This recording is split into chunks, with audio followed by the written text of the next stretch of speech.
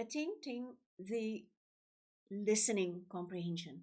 Now, this is part one, and I suggest that you do the two parts of the listening comprehension um, in succession, because it then sort of adds up to the whole classroom experience of about half an hour for listening comprehension. So, just so that you know, it is the same for grade 10, 11, and 12. It's just the length of the text that will differ slightly. The one that I'm going to read to you today is 306 words. Can you see that it's more or less sorted correct for a grade 11? But it doesn't really matter whether you're in grade 10 or 11. Do it because the exercise is exactly the same. So I chose one sort of in the middle of the road here. So the length of the text then for grade 10 will be about 200 words, and you can picture 200 words. It's not about two paragraphs. If you think about it, it's not very long. And then grade 11, 300, and grade 12 will be about 400 words. And if it's an audio clip for grade 12, then the 400 words will translate in about 3 to 4 minutes of speaking. And for grade 10 to 12, it's always 15 marks. And the 15 marks, of course, will be added to the 15 marks for the unprepared speech. That makes it 30, and the two prepared speeches, which makes it 50. So now let's have a look. What kind of questions can you expect in a listening comprehension?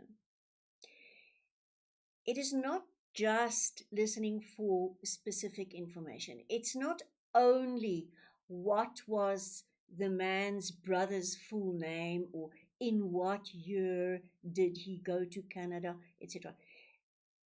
There might be questions of that nature, but there will also be higher order questions. So you will be asked to recall factual information. It was 1954, fine, and it's just 1954.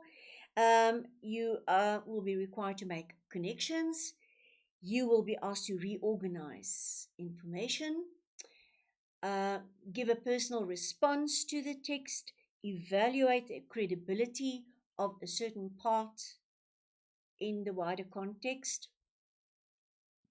and stylistic methods. You will have to analyze and look at the effect of those. Analyze and evaluate information.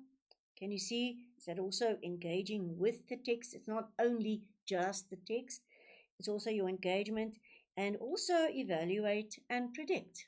So it's pretty much the same kind of question that you will get in your formal comprehension. It's not just applied to the listening comprehension. Now the procedure, the full procedure is the following, and we are going to follow the full procedure, but in the course of 2 lessons. You're going to have to first look at pre-reading. You are going to be given a certain clue as to what the general topic is going to be about. You must make sure that you don't come without pen and paper, because you're going to need it. But when you hear the text for the first time, you are just going to listen. You are not allowed to take any notes. You listen for background information, you get an overview of what's going on. You are going to listen to it again. So just make sure that you focus on everything and get a good overview of what this text is about. And when you hear it the second time, this will be at the beginning of our next lesson, you will then take notes. You are allowed to take notes. But you must not summarize everything that is said, because if you do that, you're not going to finish. You won't have enough time to do that, and you're going to be distracted. You must please now listen and take essential notes about things that you really think are important. Listen especially to the beginning and the ending of paragraphs. You'll hear that after a little pause to see what the person is trying to say. Don't summarize, as I said, don't summarize. Listen to the whole text, listen for key points. You can record this in a mind map if you like. So the first point is about this, and this is what I need to remember. The second point is that, and that's what I need to remember, just a few words, etc. But it will be key points, and it's going to be cryptic short notes. Then you are not going to be given the questions. You won't have it in front of you. This is a listening comprehension. You're also going to listen to the questions. And the questions will only be read once.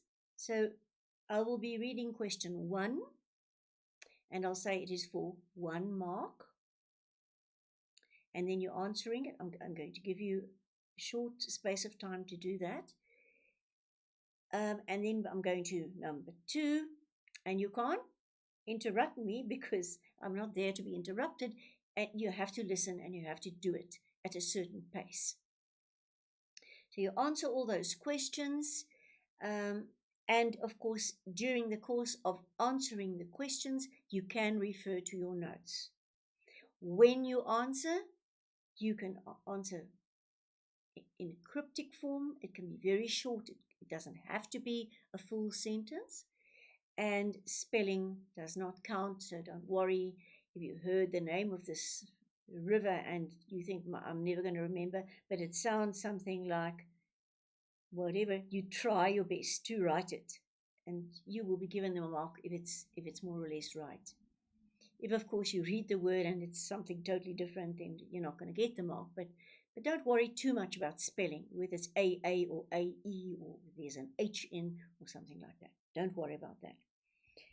We're going to look at an example of a listening comprehension. For pre-listening, I'm going to give you a clue. I'm going to say that the text that I'm going to read you is about visualization. Think of visual images. Look at all the pictures we see in our heads. Visualization. What does it mean?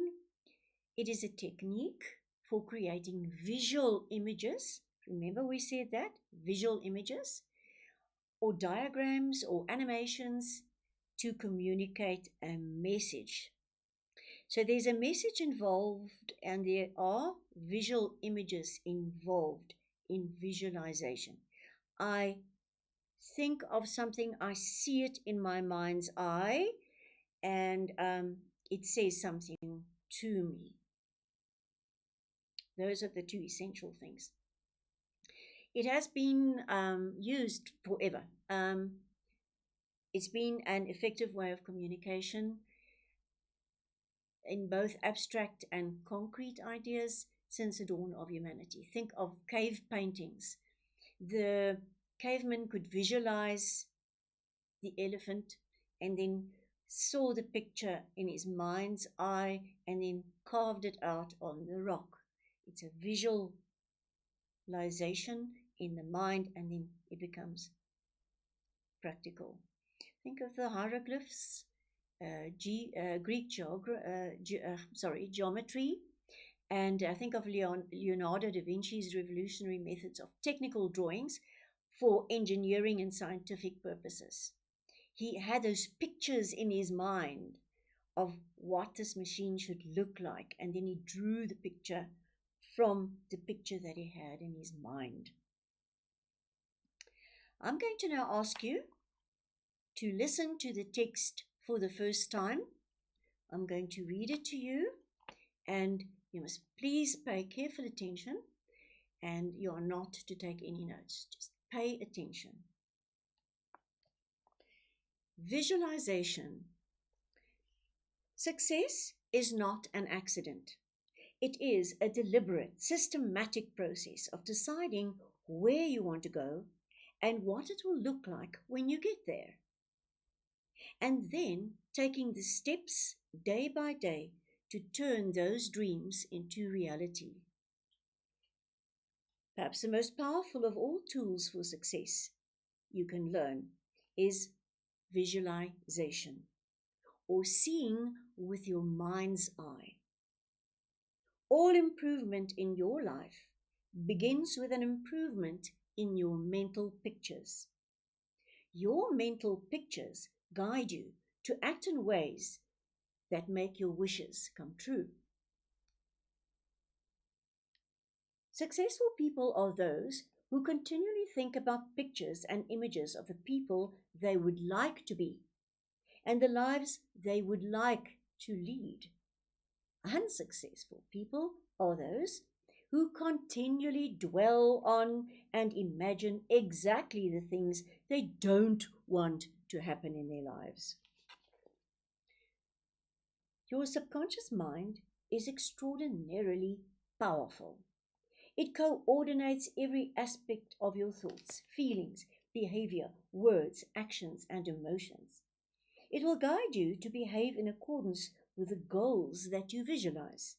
Your subconscious mind merely accepts commands from your conscious visualizing mind. If you visualize something that you fear, your subconscious mind will accept that as a command. It will trigger your fears instead of your dreams and inspirations. A survey proved that successful, happy people think about successful, happy things. The starting point of remarkable success begins when you discipline yourself and think positively instead of negatively. Worrying is a form of negative goal setting. These are goals that you do not want to achieve in your life. Think about your goals constantly and you will start to move towards them. There are 4 methods you can use to tap into the powers of visualization. Think and visualize your goals. Read about successful people. Write down your goals every day. And before going to bed, feed your mind positively. That is the extract. Now, I suggest that you continue immediately with part 2 of this listening comprehension, because I'm going to read this again, and this time you're going to take notes. Make sure that you can start writing immediately. Have a pen and paper handy. And remember that you can write short answers. Don't write paragraphs. You don't have time for that. Write cryptically, but get the main points down. And remember that don't stress about spelling too much. Write the word as it sounds to you. See you in the next lesson.